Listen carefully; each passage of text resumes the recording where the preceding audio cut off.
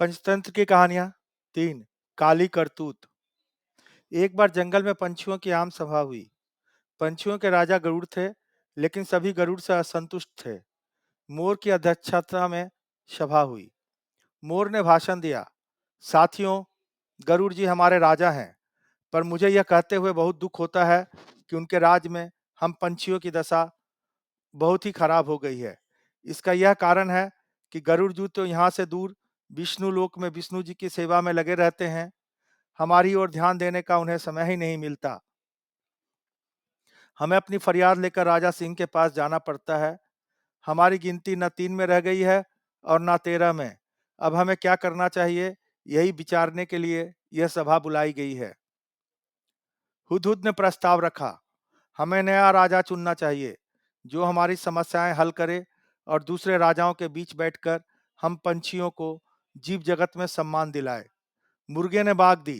कुकड़ूकू, मैं हुदहुद जी के प्रस्ताव का समर्थन करता हूँ। चील ने जोर से सीटी मारी। मैं भी सहमत हूँ। मोर ने पंख फैलाए और घोषणा की। तो सर्वसम्मति से तय हुआ कि हम नए राजा का चुनाव करें, पर किसे बनाएं हम राजा। सभी पंछी एक दूसरे से सलाह करने लगे। काफी देर बाद सारस ने अपना मुंह खोला। मैं राजा पद के लिए उल्लू जी का नाम पेश करता हूँ। वे बुद्धिमान हैं, उनकी आंखें तेजस्वी हैं, स्वभाव अति गंभीर है, ठीक जैसे राजा को शोभा देता है। हॉर्नबिल ने सहमति में सिर हिलाते हुए कहा, सारस जी का सुझाव बहुत दूरदर्शितापूर्ण है। यह तो सब जानते हैं कि उल्लू जी लक्ष्मी देवी की सवारी हैं। उल्ली हमारे राजा बन गए तो हमारी गरीबी दूर हो जाएगी। लक्ष्मी जी का नाम सुनते ही सब पर जादू सा प्रभाव हुआ। सभी पंछी उल्लू को राजा बनाने पर राजी हो गए। मोर बोला, ठीक है, मैं उल्लू जी से प्रार्थना करता हूँ कि वह 2 शब्द बोलें। उल्लू ने घुघुआते हुए कहा, भाइयों, आपने राजा पद पर मुझे बिठाने का जो निर्णय किया है, उससे मैं गदगद हो गया। आपको विश्वास दिलाता हूँ कि मुझे आपकी सेवा करने का जो मौका मिला है, मैं उसका सदुपयोग करते हुए आपकी सारी समस्याएं हल करने का भरसक प्रयत्न करूंगा। धन्यवाद। पंछियों ने एक स्वर में उल्लू महाराज की जय का नारा लगाया। कोयलें गाने लगीं। चील कहीं से मनमोहक डिजाइन वाला रेशम का साल उठाकर ले आई। उसे एक डाल पर लटकाया गया और उल्लू उस पर विराजमान हुए। कबूतर कपड़ों की रंग बिरंगी लीरें उठा लाए और उन्हें पेड़ की टहनियों पर लटका कर सजाने लगे। मोरों की टोलियां पेड़ के चारों ओर नाचने लगी। मुर्गों व शतुरमुर्गों ने पेड़ के निकट पंजों से मिट्टी खोद खोद कर एक बड़ा हवन कुंड तैयार किया। दूसरे पंछी लाल रंग के फूल ला लाकर कुंड में ढेरी लगाने लगे। कुंड के चारों ओर 8-10 तोते बैठकर मंत्र पढ़ने लगे। बया चिड़ियों ने सोने चांदी के तारों से मुकुट बुन डाला तथा हंस मोती लाकर मुकुट में फिट करने लगे।